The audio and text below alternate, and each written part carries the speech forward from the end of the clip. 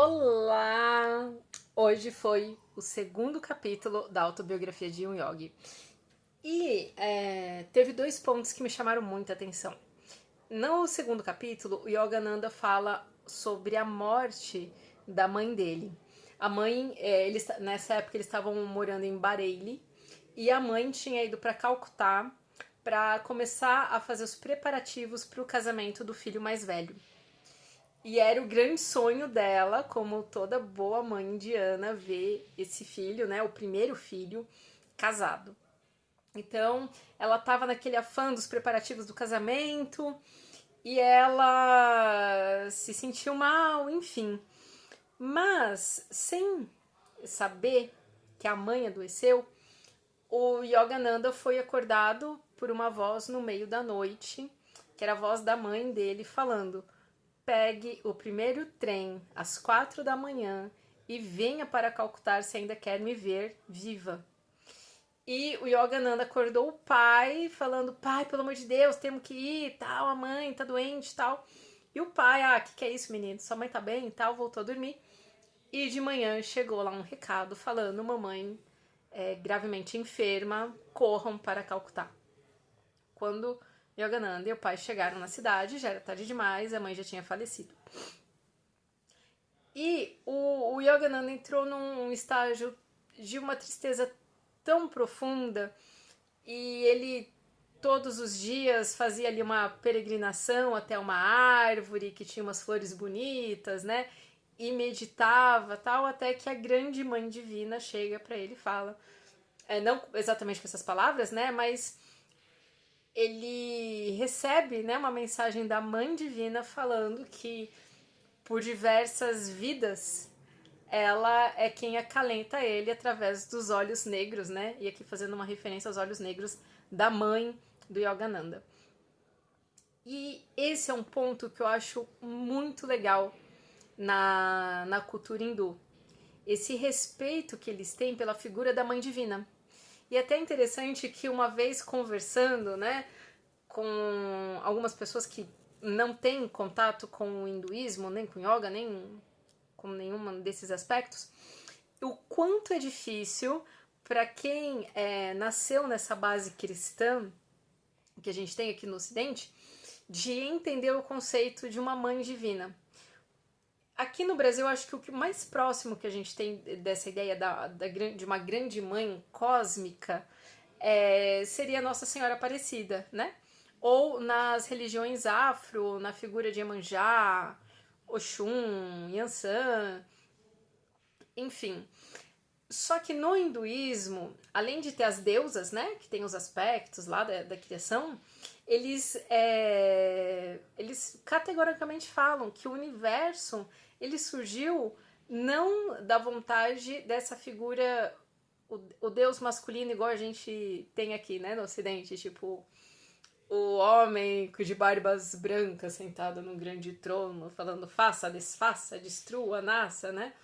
Para eles, os próprios deuses, né? E todo mundo surgiu de uma mãe. E, gente, a vida só surge através do feminino, né? Quem traz o homem para o mundo, quem faz, né? Essa questão do nascimento é a mãe. E para eles, mais do que um grande deus, um grande pai, eles são amparados por uma mãe divina. E eu acho isso muito legal.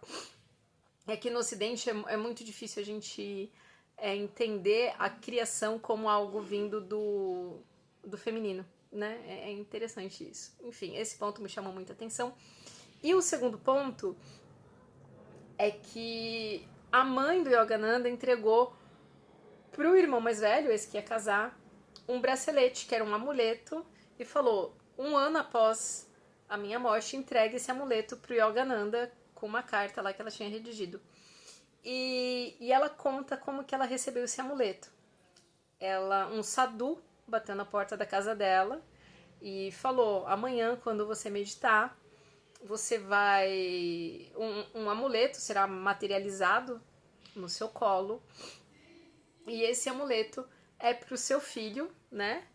O Mukunda, na época ele ainda não era o Yogananda, né? Era o Mukunda, o nome de batismo dele. Cachorro. Eu volto daqui a pouco. Voltei. Esse amuleto será materializado e ele vai ajudar o seu filho, porque o seu filho nasceu para ir para essa senda, o seu filho será um monge, ele levará muitas pessoas para o contato com Deus, enfim, e esse amuleto é que vai ajudar teu filho. Tem outros detalhes, não vou falar aqui, mas o que me chamou a atenção foi a nota de rodapé. Que ele fala que no amuleto tinha algumas palavras em sânscrito escritas. E todo mundo já ouviu falar no Om, naquele mantra Om, né? E por que Om? Porque o som Om, na Bíblia diz, né? No início era o som desse verbo é Om, que é o som da criação. E o Om, ele tem os 3 aspectos da criação, que é criação, sustentação e destruição. E quando a gente fala, qualquer coisa, qualquer palavra que a gente fala, carrega um desses 3 poderes do Om. Ou você cria, ou você mantém, ou você destrói algo com as suas palavras. E por isso, volta o que eu falei ontem sobre o compromisso com a verdade, né?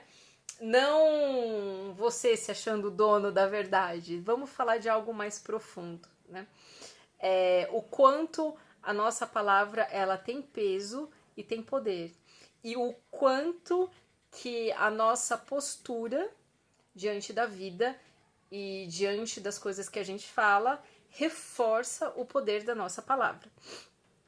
Algo que me veio muito forte na última vez que estive na Índia é a necessidade de, primeiro, né, satya, verdade, de ter esse compromisso com a verdade, de não mentir mesmo, nem que seja coisas bobinhas, e o de cumprir as coisas que eu falo. Isso me veio muito forte quando eu tava em Rishikesh, um dia que eu tava sozinha, minhas amigas já tinham ido embora, e eu fui passear pela cidade, e aí um Swami tava com um livro, e esse livro ele me mostrou algumas coisas lá sobre o Bhagavad Gita, enfim, uma lista de templos tal, e no fim ele perguntou se eu podia dar alguma contribuição para ele.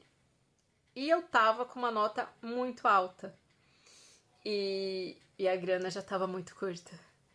E aí eu falei pra esse Rishi, você vai ficar aqui? Ele falou assim, sim, vou ficar aqui. Eu falei assim, então eu vou trocar dinheiro e na volta eu dou uma contribuição por tudo que você me falou, enfim, né? E eu fui andando, e gente, parei em algum lugar e comprei uma garrafinha d'água pra poder trocar e tirar ali, sei lá, 100 rúpias pra poder dar depois na volta pro Swami, né? Mas eu me apeguei tanto naquilo, tipo, eu prometi, eu tenho que cumprir. Porque eu podia ter falado, na volta a gente compra, só pra me livrar ali, né, do Swami. Mas eu falei assim, eu não posso fazer isso, né? Então, é um compromisso que eu tenho comigo. E principalmente por ser algo que o yoga me trouxe. E eu tenho um amor e um respeito tão grande pelo yoga que eu não posso desmerecer ou desrespeitar qualquer aliança que eu tenha feito comigo mesmo, que essa filosofia de vida tão linda me estrutura e me fortalece, né? Então eu não posso simplesmente jogar um princípio no lixo porque é desrespeitar 5.000 anos e desrespeitar a mim mesmo. Então tem esses 2 aspectos.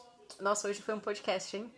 Que eu achei muito legal, que é tanto o conceito da Mãe Divina quanto o conceito ainda do poder da nossa palavra.